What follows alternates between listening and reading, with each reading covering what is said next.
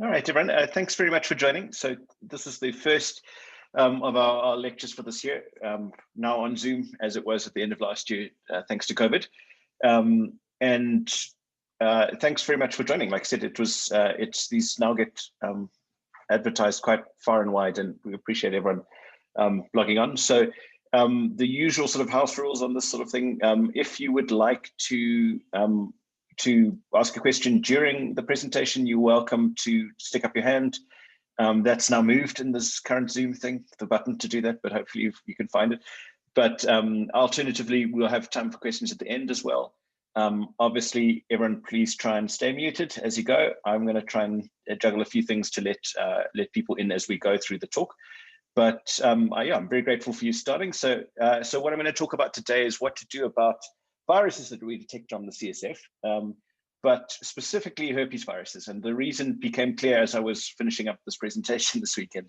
And that's really that almost every other virus that you detect in the CSF, at least on commercially available panels, it's straightforward what to do. These viruses are there for a period of time and they don't stay around the human body for a long time, unlike some of the herpes viruses. And so to the extent that you find them in the CSF, they're almost always part of the problem. At least that's, not every virus, but most of the viruses that the panels are doing. Whereas the herpes virus group is a different kettle of fish completely, and that's why it becomes a lot more complicated. So these are the herpes viruses in the herpes virus family. So there's herpes simplex viruses 1 and 2, varicella zoster, EBV over here at the bottom, then CMV, HHV 6, 7, and 8.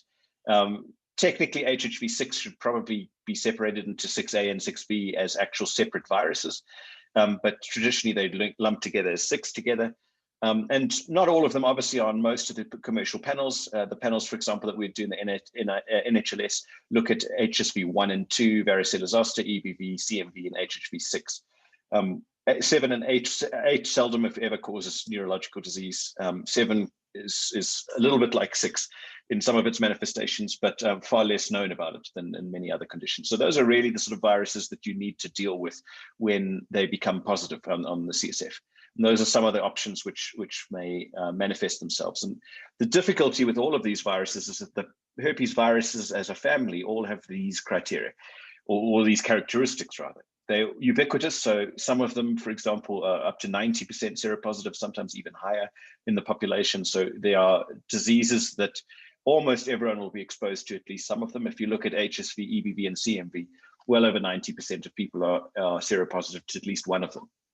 And it differs by country, it differs by socioeconomic status. All of these viruses also are associated with latency too.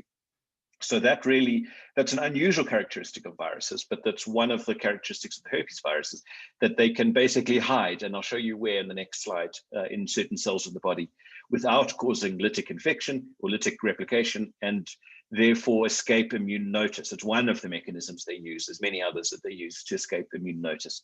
They're all incurable, partly because of their latency. Let me move this over. Sorry, get the people. But part of that issue with the incurability really is that they may reactivate at a later stage. And that can often be determined by the immune status. So for example, and it doesn't have to be anything dramatic, about 1% of your lymphocytes in the body, your T helper lymphocytes, are dedicated purely to control CMV, for example. So if anything happens that the body has to attack something else or take its eye off the ball a little bit, CMV can replicate. And that's well described in immunocompromised people especially, but anyone really with intercurrent illness. If you do a blood, for example, CMV viral load, you may find that it's positive at a low level. And that causes great problems in terms of interpretation, which is really the topic of this talk. And then when they do replicate, they can be either inapparent or unapparent infections, in other words, really not doing anything.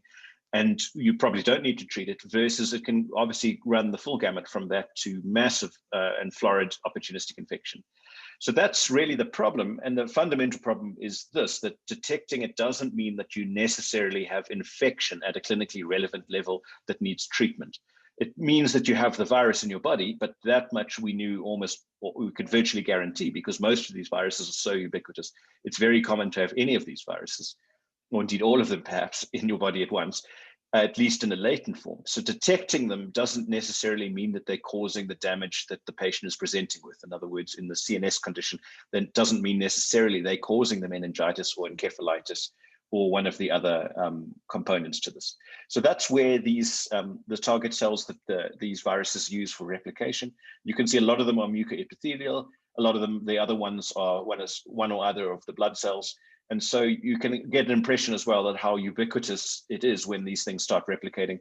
The other components, sorry, sitting a few other people, the other components is the site of the latency, and you can see again where it hides and where the initial site of replication often is if the virus starts to replicate again. So with the problem of detection not necessarily meaning active infection, it becomes very difficult then in some cases to tell whether the PCR that's come back positive for one of these viruses, what's the implication of that? What does it mean? Does it need treatment, or do you have to keep looking? And the interesting answer really is that it depends a lot on the particular virus here. They're not all the same, even though there's a lot of criteria, a lot of characteristics the same, and all of them are latent at some level. All of them can reactivate subclinically or clinically. But the implications of particular viruses in the CSF differ by the type of virus. So why might there be so-called false positives? Now, they're not false positives in the strict sense of the word. I mean, it is the virus after all, but in other words, when they're positive, they might not be causing disease. So how would they find their way into the CSF? A lot of theories to explain this, and they're not mutually exclusive. So they include, for example, carriage via the lymphocytes, so the Trojan horse hypothesis. In other words, these viruses are within the lymphocytes or replicating there, and then carried with them into the CSF. Blood-brain barrier disruption or contamination of the CSF with actual blood are obvious ways by which something that replicates outside the CNS could get inside without causing true disease. It may just be replicating subclinically, so it is in the CSF, it's truly there, but it's replicating at a level which is not significant. In the case of HHV6, there's something very interesting about the host cells. So you can actually, some of the HHV6 in about 1 to 2% of people is integrated chromosomally. So it's in all of our cells. In other words, detecting it in the CSF is far from uncommon. And then, of course, there's other suggestions like lab contamination, which may be true of individual cases. So there's lots of potential reasons why you might find it in the CSF and yet not particularly need to treat it. So how about this for a case? So just think about this for a second. So this is a 23-year-old male student, had returned from a trip to Japan a month earlier and complained of 2 days of fever, headache, and confusion. His friends found him in his flat. He was always not unconscious, but low GCS, quite belligerent, very disorientated. Fever there was 39, didn't have a rash, but glaucoma score was 8. His MRI that was done eventually after the CT scan showed focal involvement of the right medial temporal lobe, and you can see that on the picture on the right there. His lumbar puncture showed 8 polys, 392 lymphs with a normal glucose, raised protein of 1.1, and then PCR for HSV that was negative. So of those options, and here are some of the options, what do you think is the likely cause of this disease? So yeah, I'm not going to pick on people through the audience, but think about what you think is the most likely cause here, and tip my hand slightly in terms of the spectrum of the talk, but the answer here would still be HSV. And the reason really is that the clinical picture fits so nicely, the MRI fits so nicely, and the key point here is that the PCR may be negative in the first 72 hours, in fact up to about a week of symptoms. Not 72 hours or a week from admission, but 72 hours to a week from symptom onset. It does become more likely to trigger a positive result as time goes on, at least within the first week. So if you do find a patient very early on to their symptoms, it may be worth repeating a PCR a bit later if you don't find another cause. Some of the other viruses are helpful to think of. So for the fellow's Japanese bee virus, it's, despite its name, not often found in Japan. Anyway, the incubation period is too short that he was in Japan a month before. West Nile virus is not a great thought for a number of reasons, but one of them is that just the lesion is just in the wrong area for typical West Nile virus. Yellow fever, of course, very common virus, but not in Asia. So the person's travel history to Japan wouldn't have caused him to get West Nile virus, yellow fever virus. And then the remaining one is HSV, and that works pretty well. This is a devastating disease, and patients do particularly badly with HSV1 encephalitis.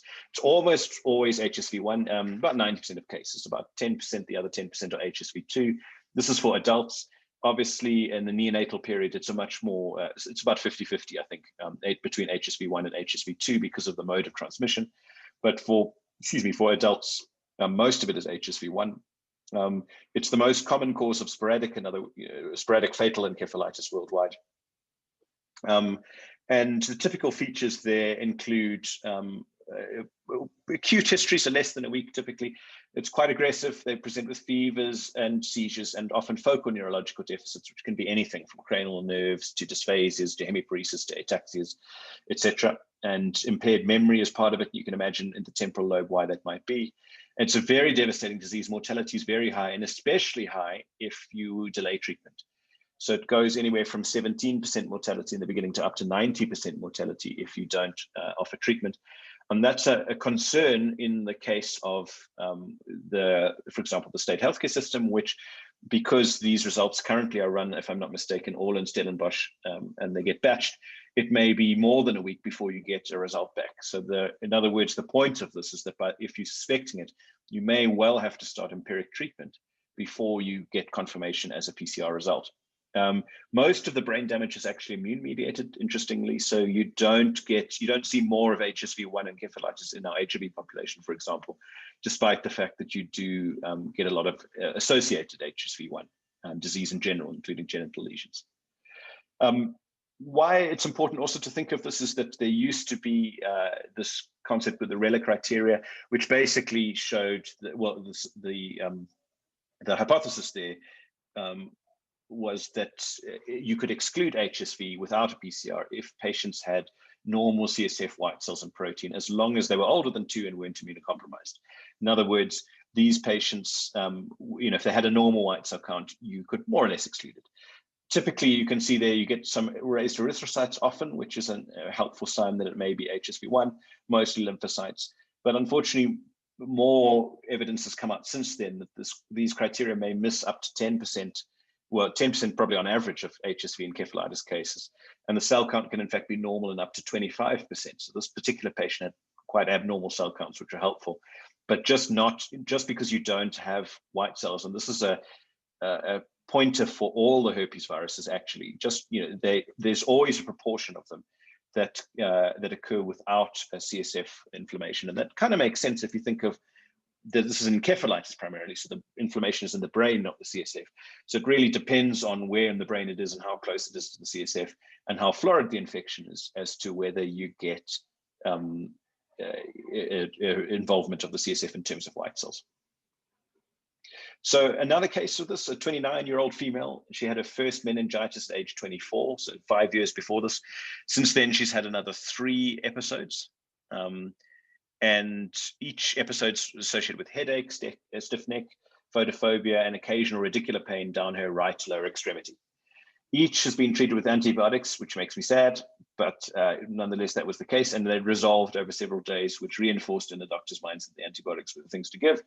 Her last CSF results showed white cells of 200 lymphs, normal glucose, a protein of 1.1 again, nothing on the cultures or gram stains.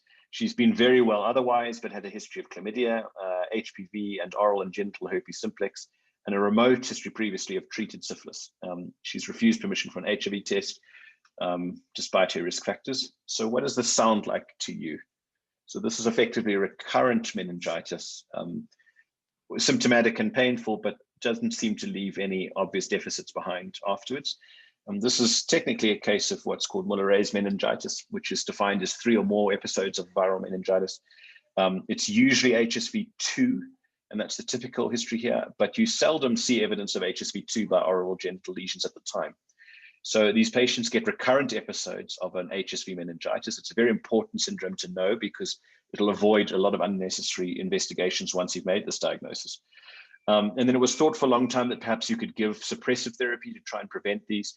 In fact, when people tried that with val-acyclovir, which is the orally bioavailable form of acyclovir, available in private here, for a year, it didn't actually help. So they got the same number of episodes in that first year. And when they stopped and watched them for the second year, they actually had more episodes in the group that got acyclovir. So although there's some criticism of this trial, it doesn't seem as if this is a useful way of preventing this. So it's unfortunately something that many of these patients just have to live with. It's benign in the sense that it's not dangerous, usually. It's really just mostly a horrible condition to have because you're having several episodes a year of a viral meningitis. So with HSV in general, one thing that I haven't shown really with the study so far, but is that there's a very low rate of false positive. So in other words, if you see an HSV positive PCR on the CSF, remember technically because it's a herpes virus, it can definitely be a false positive in the sense of it's not reflecting underlying disease that needs treatment or is significant. But that is uncommon with HSV. So when you see HSV on the CSF, it's a very bold person who decides not to treat it. And that's really one of the key things here. It can obviously cause encephalitis, meningitis, transverse myelitis. The PCR is excellent in terms of sensitivity and specificity. And don't delay, though, the therapy. And that's really the key issue. If you suspect it, you need therapy. The mortality jumps up, as I said, if you don't have treatment in time. And then, interestingly, the role of treatment for the meningitis, though, is far from clear. It doesn't seem like there's any good evidence that it alters any of the outcomes or even resolves it any quicker, although most people would give it, I think, just because there is a virus in the head. But if you know that it's truly a meningitis and not an encephalitis, especially if you know it's a Mollaret meningitis, there may not actually be a role for treatment, despite the fact that I've just said don't ignore it. If you're going to treat it, though, it's important that you understand the issue of the bioavailability of this. If you give the acyclovir intravenously, you can see it gets to the CSF, about half of it makes it through the blood-brain barrier into the brain. But that's still enough to treat the virus. If you give oral acyclovir, it only is 22% bioavailable. And when you halve that again across the blood-brain barrier, you don't get sufficient blood levels of this, or sorry, CSF levels or brain levels, rather, to be more accurate. If you give this orally. And unfortunately, this is one of the few drugs where you can't just give it a higher dose orally. And the reason for that is that there's a limit on the gastrointestinal absorption at any particular time. So the higher the dose you give, actually the smaller proportion of drug you absorb. So it has to be intravenous if you're trying to treat CNS infections. The blood-brain barrier takes too much of it away for you to also have the problem of bioavailability. How about a different case? So 22-year-old female, she was HIV positive, CD4 of 24, saw her now, this is about 5 years ago, not on ARVs. She had a decreased level of consciousness and seizures, Glasgow Coma scale of 9. Right pupil was sluggish, the left one was dilated, right facial nerve palsy, and a right hemiplegia in general. Her CT brain on the right there showed a loss of gray-white matter differentiation and loss of the sulci, really in keeping with cerebral edema. And she had no polys and no lymphs. And I warned you about this, and now we're on the ball that it doesn't exclude this at all, but she had no cells there. Protein was markedly high. There's a 2.27, glucose normal and CRAG negative. So when she ended up with an MRI a bit later, she ended up with a lot of other pathology seen. And there was about a week between the CT brain and the MRI. So it's possible some of this would have been seen on CT scan, but certainly not all of it. She had a left lenticular nucleus bleed over there. You've got some other bleeds in the basal ganglia. We've got some demyelination in the region there in terms of small vessel disease. And you can see here, and those little punctate spots over here on the MRI. She had a lot of diffuse arterial vasculitis. That's the left carotid there on that view. You can see the narrowing and almost absent flow of contrast there compared to the other side. With also extensive venous thrombosis. So she had arterial vasculitis, venous thrombosis, multiple bleeds, including a subarachnoid component to it, and basal ganglia bleeds, and diffuse vasculitis everywhere else. So what, if we think just for a second here, what virus could this be in the CNS? Of the herpes virus, so we can narrow it down a lot. We're saying it is a virus because there's obviously a big differential for this in general. But this particular one really seems to love blood vessels, especially in the brain.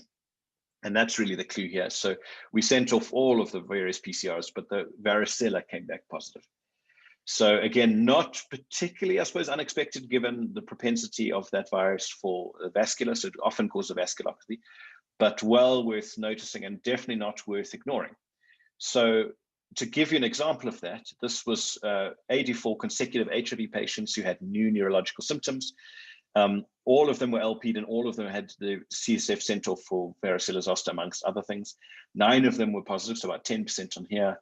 And of those 9, you can see that that 4 of them had encephalitis, 2 of them had a radiculomyelitis, 2 had porn, and I hope you know what that is, progressive outer retinal necrosis, and 1 had aseptic meningitis. A couple of them had porn on some of the other ones too, but the point about this was none of them really here were false positives. In other words, in that sense, they always had an underlying disease that needed treating when they were positive.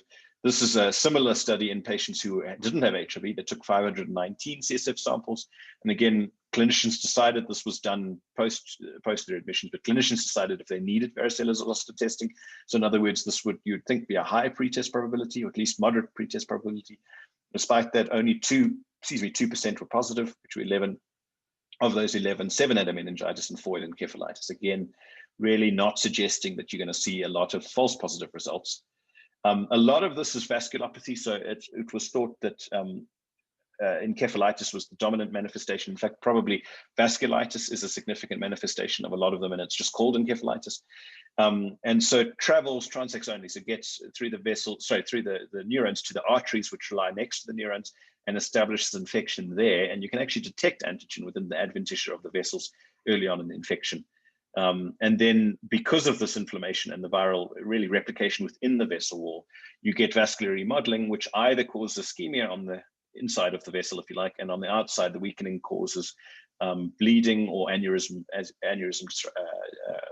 generation. So you can get every spectrum of vascular disease with VZV. And it really can cause anything. Those are some of the options. Interestingly, some of the temporal arteritises were probably varicella zoster, and people have gone back and found VZV in the biopsy specimens, for example. But really, any spectrum of disease that involves the vasculature can involve VZV. So in VZV, again, very much like HSV, so I've started with the 2 non-dilemmas in at least most of the sense at the time, in the point that if you see it on the CSF, it's very likely to be causing trouble. I'll come back at the end and circle around and give you some numbers actually for that. But for now, just take my word, it's very unlikely to be just an innocent bystander there. Beware though that the rash of VZV is only present in about 50 to 65% of cases. So not seeing a varicella rash or any evidence of varicella on the skin does not mean you don't have it. And just be aware as well, and I've given you a similar number there, but remember that many of them have abnormal CSF findings, but many of them have totally normal CSF findings, especially with the cells, like this patient had totally normal cells. And be aware as well with a stroke that the median is about 4 and a bit months from zoster to, for example, a stroke. So someone who had zoster recently, in like, for example, an HIV patient with a stroke, you should always ask about recent zoster.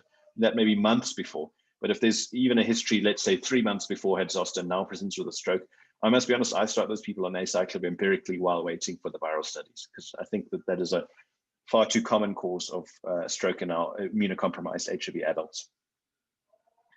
So now moving on to slightly harder things. Those were more straightforward. You see HSV1 certainly, maybe HSV2, depending on the presentation, or varicella zoster virus. You're going to be very bold not to treat it, and especially obviously it's going to depend on how the patient presents. But you're doing a lumbar puncture, usually there's something that you're worried about, and so you should generally treat it when you find it.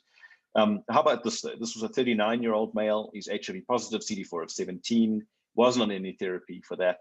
6 weeks prior to admission, he had lower back pain that shot down the groin and into the legs as well. And then 2 weeks before presenting, and I'm never sure why it takes so long, but he had sacral paresthesias and hyperesthesias and bilateral leg weakness. And by the time he was seen, he was unable to walk as of that day.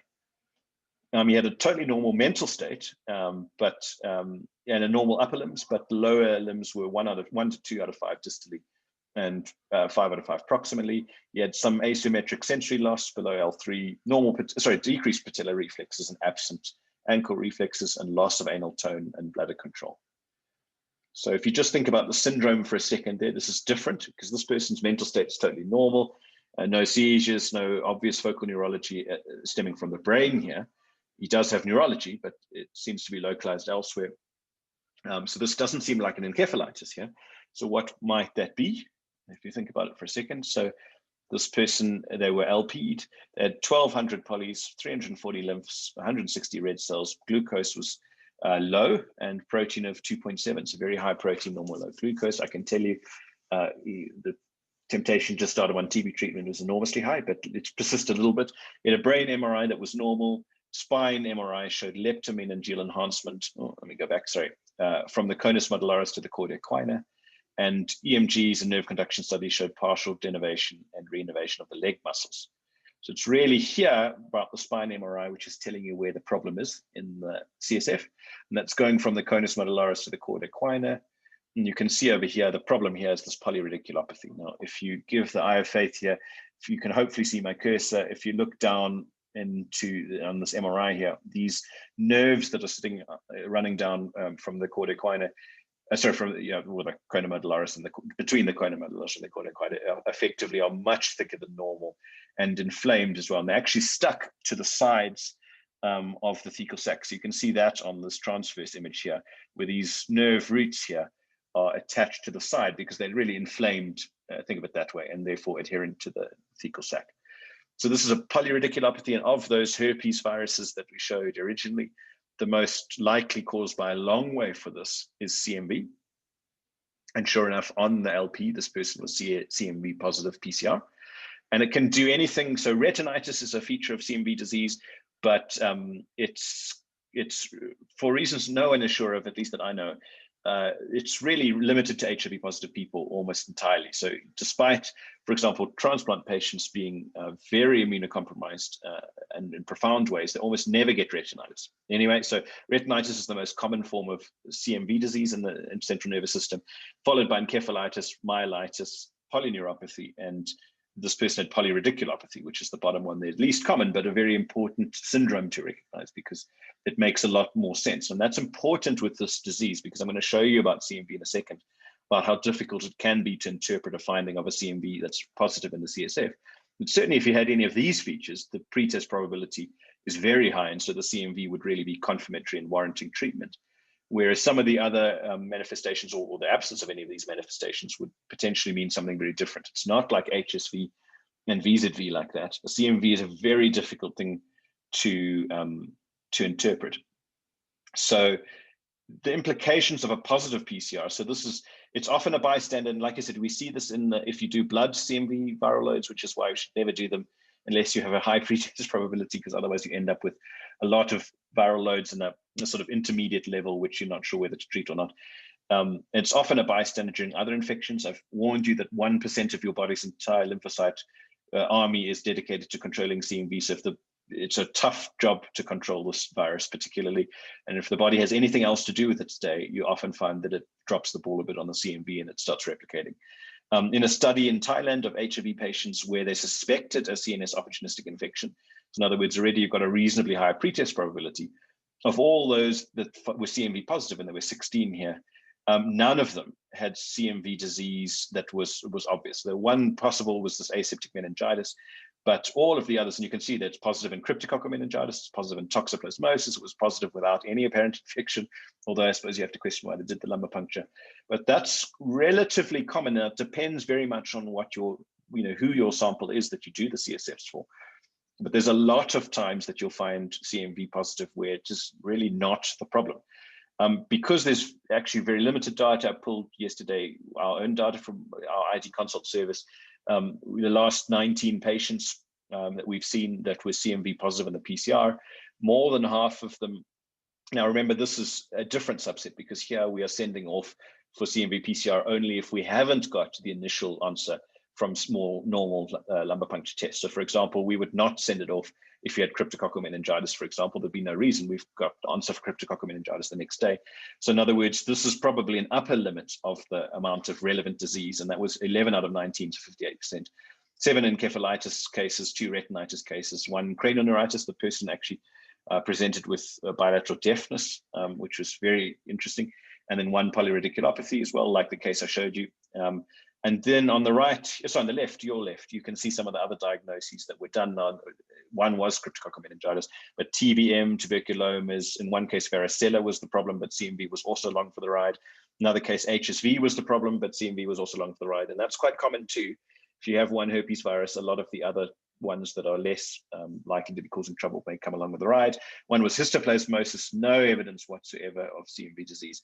And like I said, this is probably the upper side of what you would expect, because these are ones where we have already excluded most of the common conditions. In other words, we've not sent it off if there's a bacterial meningitis. We've not sent it off almost ever if it's a cryptococcal meningitis.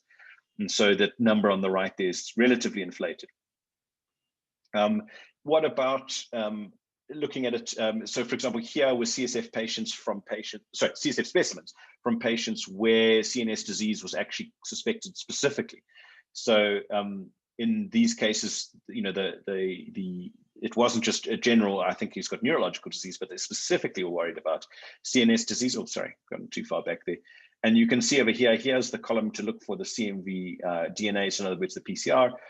It was very sensitive for polyradiculopathy, very sensitive, well, small numbers, but sensitive for encephalitis. And then there's large numbers of unknown as well. So it does seem at least that when you have a high suspicion, this is a sensitive test. The issue is its specificity. And again, similarly for encephalitis, if you look at some of the trials that have been done, or some of the research that's been done rather, smallish numbers, but when CMV encephalitis was diagnosed by autopsy or biopsy, the correlation to CSF in terms of sensitivity was excellent.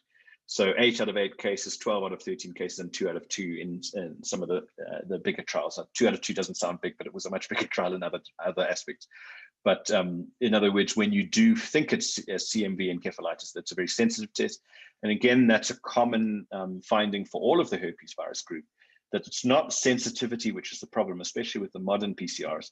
It's really the specificity, which is your issue. So that's really making my point. And then it's a very hard condition. So we see all of them in Helen Joseph Hospital. The only way to get ganciclovir is through infectious diseases, and so we make sure that basically you get an auto ID consult if you want to treat CMV. For this reason, CMV is a very, very difficult virus to know when to treat it, when to just leave alone. And it does require a good exam and good imaging, and frankly, some experience to get to the bottom of in terms of this. So clearly, if you had CMV disease elsewhere, and if you looked in the eyes and you saw florid CMV retinitis, obviously those would be cases of treatment. But what do you do about, like I said, the case which comes back cryptococcal meningitis, but also CMV positive? The patient's a little bit confused, but you think it's the high pressure, etc. It's very hard to sometimes know what to do in these cases. I'll go through a possible approach towards the end, but I hope I'm warming you up to some of the problems. So the HSV and the VZV were easy because they're almost always worth treating. The CMV is hard because it's somewhere worse than a coin flip potentially. So let's move on a bit further. This is a 41-year-old female who I saw in the US, was with ALL. I think it was ALL. Anyway, we were presented with fever and mental changes 2 weeks after getting an allogeneic bone marrow transplant. At the time was on cyclosporin and acyclovir. Had 9 lymphocytes in the CSF, so not particularly impressive again with the cells. Protein, a little bit up, glucose normal. Initial MRI was normal, but a repeat, and I told you about this, you may have to repeat some of these images or these LPs. 10 days later, they showed these non-enhancing hyperintense lesions in the limbic structures. And you can see that on the T2 images on the right there. So this is HHV6. And it's an important virus because how you interpret it also depends more than most of these other viruses on the host.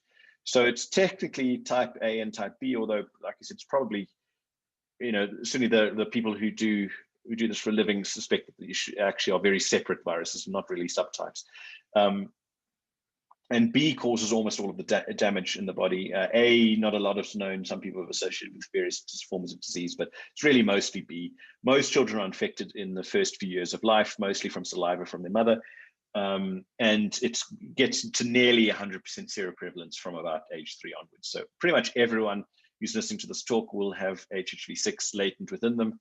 There is a small subset of people who have chromosomally integrated HHV6, so that's actually where it integrates within, well, the autosomes, and then, the germline rather, and then it's passed on. So you are able to have very high levels of HHV6 in the body without it necessarily implying anything in those 1 to 2% of cases, because it's just in every cell. So if you start testing, so in that case, for example, what people do is they test the CSF and the blood simultaneously, especially if it's type A, because type A is not thought to cause most of the damage. So if it's type A and it's in high levels in the blood and the CSF, it's probably just this chromosomally integrated HHV6. So that's another wrinkle with HHV6. But you can see it's got this kind of typical herpes virus type pattern. So you get the primary infection, which gives you roseola or exanthum subitum. Then it goes through a long latent phase and occasional replication in the saliva, which is how it gets from person to person. And then in immunocompromised people, occasionally it can cause damage. Now, bone marrow transplant people and transplant people in general, HHV6 encephalitis is well described and an enormously high, associated with a very high morbidity and mortality. It's a very feared form of meningitis. HIV patients, though, much less so. So this is a study of, in 1999, of 365 consecutive HIV patients who admitted with neurological symptoms, and they tested them all for HHV6. Only 8 of them were positive, it was 2 and a bit %, but all of them had another cause for their neurology. And in fact, 4 of them actually had a brain biopsy, and they also didn't see any evidence of HHV6 on that. So it's suggesting again that a lot of the times, but again, small numbers because we've only got 8 positives out of 365, but it certainly makes the point that this could well just be a bystander in the same way that CMV was, at least in some cases. On the other hand, though, there certainly are case reports of encephalitis in HIV patients. I've given one list there.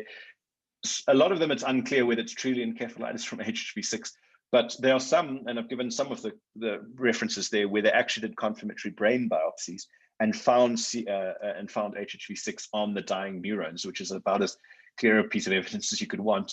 And occasionally you even see this in immunocompetent people. And I'll show you one of the cases for this. This person did have HIV, had progressive memory, language, and comprehension problems. And on the MRI had this left temporal here, white matter lesion with no real enhancement and with some other smaller foci elsewhere in the brain. When they did the brain biopsy, you can see here the many positive lymphocytes in microglia. These are staining positive for HHV6 by the immunohistochemistry. And in fact, they were even able to find HHV6 PCR within the dying neurons themselves, some displaying other evidence, cytopathic changes of HHV6. So really, even though some of the studies suggest that it's really not a problem in HIV, it clearly can be in some people. Equally clearly, though, because all of us have HHV6, it's got to be very rare because we're not seeing this pop up when we do routine CSF testing. It's clearly a minority of cases where this is detectable as active infection on the CSF, or active replication, I should say. It's very neurotropic, and it often goes to that limbic region, the same sort of region that HSV goes to. Never ignore it in a bone marrow transplant patient. People have been caught out like that before. It usually presents 2 to 6 weeks after transplantation when the immunosuppression really has had a chance to kick in. And it can cause encephalitis in other groups, though. So in HIV on the immunocompetent people, it must be rare because the prevalence is so common in terms of primary infection. But probably a large portion of CSF positive results are not worth taking particularly seriously. But I do put this out there is that I wanted to show you a case of actual encephalitis, just to say don't write it off completely. Again, this is so uncommon to find it on the PCR, on the multiplex PCRs that are done on CSF, that there's relatively limited information about what to make of a positive result. It's certainly true that sometimes it can be a false positive. It's certainly true that sometimes it can be a true positive, but the issue really is the proportion, and that's very hard to establish because the numbers are so small in each of the trials which they try and look at it for. If you do want to treat it, you should really use the CMV treatments that you know. There's really no evidence on which ones are better, but again, cyclophosphonates, Sadofova, drugs like that we would use for CMV work for HHV6 too. How long, absolutely unknown. So in terms of the treatment, so don't write it off completely, but probably even less likely to be a true positive than CMV, although wide confidence intervals in that because of the small number of cases in the literature. So a different case, and moving on a little bit more. So this is a 28-year-old male. He presented with 3 weeks of coughing, headache, now delirium as well. He was HIV positive with a CD4 of 15, viral load of 320,000, not on ARVs, 3 polys, 116 lymphs, so lots of lymphs, a few polys, protein up 1.22, glucose 1.4, it was gram stain negative and CRAG negative. His CSF panel comes back, is EBV positive. So what do you make of that? Would you go in and try and treat it, or would you worry about other things? So that's the eternal question. So EBV infects more than probably 90% of the world. It's really spread from saliva in most cases, a bit like HHV6 was. The epithelium of Valdes ring is one of the most prolific areas of EBV production, so it's really aims to get out via the saliva. And then you can either be asymptomatic if you get the infection, or you get this infectious mononucleosis case. It has been associated during the primary infection with encephalitis or meningitis, sometimes cerebrolitis or myelitis or various neuropathies. But the key thing with EBV, where it's unusual compared to some of the other herpes viruses, is that it doesn't really have a reactivation disease. So the time you become symptomatic from EBV is usually the first time you see EBV, the primary infection. And then afterwards, you can certainly shed EBV and pick it up on CSF or in other blood samples or elsewhere. But it doesn't seem to pretty much ever, with almost ever, cause actual clinical disease in those things. And there are a few cases, there's congenital abnormalities immunologically where people have various issues with EBV, but its big potential, and the issue with it being latent, is that it's oncogenic. And that includes primary CNS lymphoma, obviously other things, nasopharyngeal carcinomas, various types of lymphomas with B and T cells. So that's a picture of an activated lymphocyte on the right there. Really, the issue there is to see it's a large amount of cytoplasm and slightly irregular nucleus compared to normal, where there's very narrow band of cytoplasm around a lymphocyte normally. So when you see atypical lymphocytes reported on the peripheral smear, one of the causes is EBV. How important is it though when you find it? Here is a study again. This is the Thailand study I showed you earlier, where they took 164 samples from 140 HIV positive people, and they were all suspected of having opportunistic infections. So again, a relatively high pretest probability here. They found 31 of them were EBV positive. So it was actually the most common virus to be found on the viral panel, and that's been our experience here too, and I think from most centers around the world. If any of them turn up positive, it's often EBV. Of those 31 who were positive, 70% of them had cryptococcal meningitis, 13% of them had toxo, 3% had TB, et cetera, but none of them had primary CNS lymphoma or indeed any other neurological syndrome attachable to EBV. So in this case, it was 0%, which were worth treating or worth worrying about rather than treating. There's other studies, for example, in Malawi, the study at the bottom there, when patients who had bacterial meningitis, if you happen to send off their CSF for EBV, and now clearly the EBV is not the cause of the bacterial meningitis or any of their symptoms, but many of them are positive. And you see around the same sort of rate, somewhere between 15 and 25% of the time, your EBV may be positive. But it correlates with poorer outcomes, presumably because it means you're slightly more immunosuppressed or less able to deal with things at the moment. But it didn't seem to cause any of the problems. So again, you're sitting here with this picture from EBV. And this is some data from Cape Town, just to show. I'm going to mute that person. Just to show some of the data that came from there. So these are 55 patients who had HIV positive and CNS disease. They were all LP'd, and EBV there was positive in 36% of the cases. 2 of them had primary CNS lymphoma. And the other diagnoses were a range of things, none of which had anything to do with EBV. So tuberculosis, CMV encephalitis, TB meningitis, cryptococcal meningitis, strokes, Bell's palsy, etc. But really not thought to be EBV positive. And this is just found in the CSF as a bystander much more commonly. So we've really walked you through the entire spectrum here, from HSV and VZV on one end of the spectrum, all the way down to EBV on the other end of the spectrum, which is the opposite in terms of its interpretation. You really have to find a reason to take it seriously, rather than with HSV and VZV, where you have to find a reason not to take it seriously.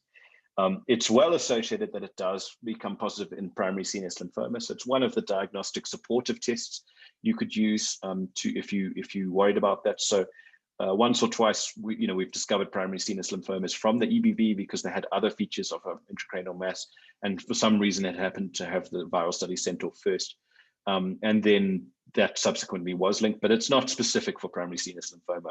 Other sorts of lymphomas that involve the CSF can also generate it, or indeed it can, as we found out from here, just be positive because you have other CNS inflammation or immunological dysfunction at the time.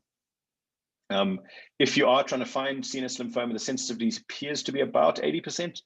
Again, pretty small numbers in all of this, so there's a wide confidence interval around this sort of thing, but that's about the sort of number. So in other words, not being EBV positive doesn't rule it out.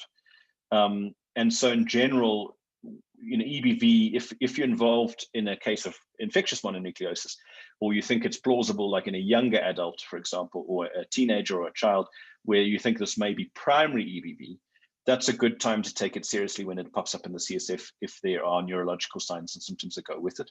But in general, by the time you're dealing with middle-aged adults, etc., all of whom pretty much can be expected to have EBV, or at least don't have features of infective mononucleosis at the time, that's almost always going to be a false positive, in the sense that I described it to be a false positive. In other words, yes, it's there, the virus is there, it's replicating somewhat, but it is not indicative of the cause of whatever the neurological dysfunction is. It is associated with primary CNS lymphoma, and like I said, the sensitivity is pretty good, but the specificity and positive predictive value are poor, and that's for the reasons we mentioned. And again, that number there, 20 to 35% of HIV patients getting an LP will actually be shown to be EBV positive. So clearly, this is not something to take all that seriously in the majority of adult cases. Just be aware of it though, post-transplant. I'm not going through much in the way of transplants here. I've focused most of this talk on HIV patients because that's most of what we see. But there is this post-transplant lymphoproliferative disorder, which is worth taking seriously when you see EBV anywhere in the body post-transplant. And bone marrow transplant patients are particularly affected by this all.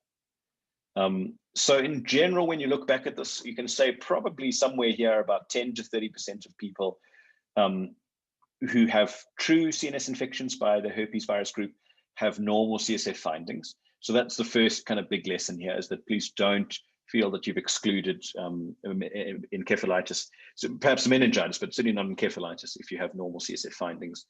It's not sufficient to rule out the disease. But the key thing here really depends on a number of factors. So one of them, and I'll show you this in the next slide, one of them is the clinical findings, but here you've also got to be a bit aware that there can be many diverse presentations of these herpes viruses. The host immune status must factor in as well in terms of your assessment. And then the imaging findings as well. So before we come to the sort of final slide, I just wanted to show you here about the typical features that are affected. HSV1, typically the frontotemporal region, so that's you getting the memory loss, the limbic issues, the personality issues, and sometimes aphases and things like that when it comes up to the frontal lobe. And then HSV2 and HSV, I beg your pardon, no, parietal lobe, the HSV2 and HSV6, also temporal regions and limbic system. HSV2, though, much more likely to be diffuse, not so focused on the temporal region or frontotemporal region like HSV1 is. Varicella zoster, again, can go anywhere, but think of it particularly when you start seeing vessel disease that's predominant, and cranial nerves as well that fall off, like our patient had, or the spinal cord. And then CMV as well is often around the ventricles, interestingly, so it's ventricular encephalitis, or that radiculopathy, like I showed you at the bottom there, with thickened nerve roots often adherent to the thecal sac, etc. The big thing here, though, is that there's so many exceptions. So it's helpful to know this in the sense that if you see a virus that's compatible with that, it makes the likelihood of it being a true positive higher. But certainly, you wouldn't want to rule out HSV1 just because you don't have that typical picture on an MRI. It can take time to show up. It can be atypical. With HSV1, it's typically one side more than the other, so it's often asymmetrical, which is interesting for a virus. But again, if it was elsewhere in the brain and you happen to find HSV1 there, it wouldn't rule it out by any means. So this is how I think of it in summary, really, is that your first thing to interpret when you look at the virus is the pretest probability, and you can estimate that from the signs and symptoms. So for example, I said don't ignore HSV1. There is a case I can remember distinctly being nervous about, but ignoring ultimately, or not ignoring, but deciding not to treat. And the reason for that was that the patient was doing absolutely fine. They resolved entirely the problem. We'd found another cause for this, and the patient had no neurological disease compatible with this finding on there, and did excellently because we followed up very closely, worried. But it can happen. But so look at your pre-test probability by clinical signs and symptoms. Look at the host immunity again to decide a little bit. For example, if you post bone marrow transplant and you happen to find HHV6 somewhere in the head where the patient is a bit confused, that's time to panic rather than ignore the HHV6. Look at the CT MRI findings. MRI is better than CT, harder to get though, obviously. But it can again support if you've got evidence of CNS infection. that again would raise your pretest probability that this virus is doing what it's supposed to. And then look at the positive predictive value based on the particular viruses. And that's really where I've walked you through in this talk.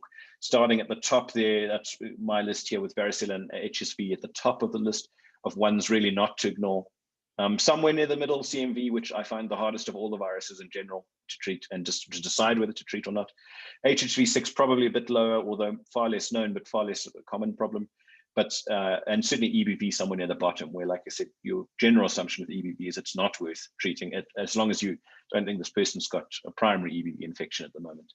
And then you decide whether to treat. Now, fortunately, as I was going through this all yesterday again, I stumbled on some papers that I'd missed, and what I'd done is I've piled them together, 3 papers, which looked at how to interpret these viruses. So what they did, all 3 of them, is that they sent off a multiplex PCR on CSF in people who had neurological disease, then went back and audited the files retrospectively to see whether or not it made sense with the virus that they found. And they could establish it by definite, in other words, a brain biopsy, or likely when there was a clear clinical pattern that fitted perfectly, and PCR positive and MRI findings that fitted, for example.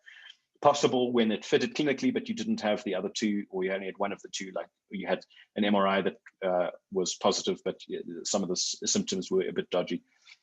And then unlikely when there was another clear cause, or when none of the supporting elements were there. And if you look at that, and like I said, these numbers are relatively small from each trial, because if you send off 500 PCRs, only about 20 to 35 will be positive. But if you look at the positive results, these are only the positive results in the first column here. You can see the most common result is EBV. Second most common is HSV and VZV. I must be honest, in our setting, in the HIV epidemic, we see a lot of VZV and but less HSV, but nonetheless, these are high. You can see how few HHV6 cases they had by contrast in CMV cases. And what they found here was that here's the definite column, this is the possible column, and this is unlikely. Now, if you look at the positive predictive value number 1, what that is if they combined the definites and the likelies and the possibles. So they've combined these 2 and said, we'll give it to them that those were all positives. And these are the only ones on the unlikely column which were negative. So you can see there, those positive predictive values are much higher. And that gives you some sense, though, of if you're being conservative, in other words, you want to treat more patients and ignore few of them. That's the likely percent, at least from 3 big trials, that those results are true positives. If you have a positive predictive value that it is truly the disease, you can see there that sure enough, HSV and VZV somewhere near the top, CMV and HHV6 somewhere in the middle, and EBV being the lowest. If you be a bit stricter and you only count the definites and the likelies and not the possibles or unlikelies, then you get the second column, which is the positive predictive value number 2, which is where you can see these all numbers are low, and you can see here ranging from 67% at the top end with HSV down to 15% for EBV at the bottom here. And that really, I think, is, but somewhere between positive predictive value 1 and 2 over here is, I think, a good kind of take-home message for how these viruses differ in their propensity to actually cause disease if you find them to be positive. So I'm going to leave it at that slide, because that's, like I said, is my approach at least, and we can see what people think. But that, I think, is the sensible way of doing it. It really utilizes a basic pretest probability, even if it's just estimated in your own head by looking at, does it fit clinically? Does it fit the picture that you're seeing in terms of the virus that's going to pop up? And does it fit in terms of imaging findings or LP findings or host immunity? But again, all of those are not by any means fully determinative.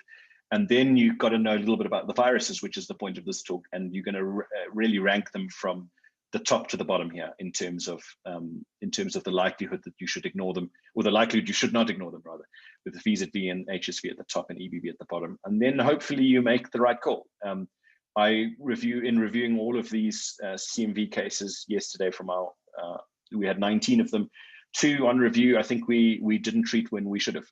So that's certainly something that I can improve on. And I think it's just, CMV is a hard disease. It's difficult to know, but you won't always get it perfectly right.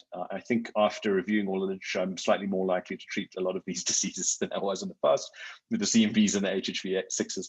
But that's where it is. It's not always going to be perfect, but that's probably as good a guide as I can give you, Sydney. And I'm going to leave it there and open it up for questions if anyone wants. It's going to stop sharing. And leave it there. Okay, so I'm sorry, I have not been monitoring the chat at all. I have too many windows open at once, but if anyone would like to ask a question, just either type it or raise your hand, and I will happily take it. But I hope that's somewhat helpful. It's a tough topic, and really I can't emphasize enough rather the importance of getting people who know what they're doing to look at these results. In other words, for example, you can't get a cycle of organocyclovir at Helen Joseph without going through ID intravenously, talking about. And that ensures basically that we're looking at all these encephalitis. And the teams who've worked with us will know we often agonize over these sort of things. And if in doubt, obviously the easiest and safest is to treat.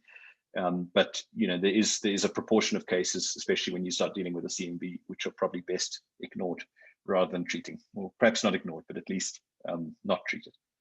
Nosisa, yeah, you got your hand up. Hi, everyone. Hi, Jeremy. Thanks for a very interesting talk. I'm sorry I missed the first part of it. I just had a question with regards to the CNS manifestations of varicella zoster virus, and just some clarity that I got a little bit confused there. Is it possible to get it with the primary infection? That's my question. Thank you. Yeah, sorry, that's a really great point. So I obviously couldn't cover all of the possible manifestations, but yes, it can be with a primary infection. Certainly encephalitis, and then the ADEM, basically the acute demyelinating encephalomyelitis afterwards is part of the syndrome as well. And then with part of the syndrome, there's certainly been descriptions of the transverse myelitis and cranial neuropathies as well. The key issue then is though that you're much more likely to see it as reactivated disease than primary disease. Most primary disease is just standard chickenpox, whereas most neurological diseases is a reflection of reactivation rather than primary disease. And that's just because you have so much more opportunity to have reactivation, especially if you're immunocompromised, than you ever get to have primary disease, which is a once-off event. But it can occur in both sides. It's just that proportionally, most of what you'll ever see is reactivation, not primary infection. Does that make sense? Yes, it does. Thank you very much. Good. All right. Any other questions? I'm going to otherwise pause it there at that. It's a very common question, which is why I wanted to do the talk, because it's an issue. So I've got a question coming up here. So in HIV positive patients who've had a stroke and have a positive varicella virus PCR and CSF and the rash a few months ago, would you recommend treatment as for encephalitis? And is there evidence that's associated with improved outcomes? It's a really good question, Joanna. So I would treat it, yes. And the problem really there is that often, especially in our HIV patients, you just have ongoing replication with this varicella zoster virus, because when they're having this, they often have a CD4 of 5. And so knowing that it's a bit like this chronic HSV lesions that in perineal regions, you often just have to treat it for a prolonged period of time to get it under control, while you also simultaneously improve the immunity through ARVs. So would I treat it as encephalitis? Yes, I would. So it's going to be 10 to 15 milligrams per kilogram of vasculopathy 3 times a day, probably 14 to 21 days. Is there evidence of associated with improved outcomes? There is, but it's not great evidence. There's not, as far as I'm aware, any RCTs for varicella zoster and encephalitis. I may be wrong in that, but I'm not aware of any. There's lots of observational trials which suggest improvement with treatment versus no treatment, but those observational trials have the same limits observational trials always do, that it's very hard to know the causality. So I would treat, I think pretty much everyone on the call would, who's dealt with this would elect to treat in that scenario, but it's much harder to be sure that the treatment will make a difference, especially if it's delayed presentation. And I'm much less clear about that. Yeah. Nosisa, you've got your hand up. Is that, again? Another question? Yes, sure, go ahead. I missed what PON is. I don't know what PON is. Oh, sorry, progressive outer retinal necrosis. So it's also things you can find on the internet, but in our setting, it's a type of retinal necrosis associated with certain viruses, and varicella zoster is one of them that causes that. I don't know if does that help you? I'm not an ophthalmologist, but it's one of the forms of retinitis, basically. Thank you. I tried Googling, but was getting other stuff. I was going to say that's one thing not to Google. All right, cool. Now your search history is forever marred, Ms. Issa. Okay, cool. I'm going to leave it then if there's no further questions.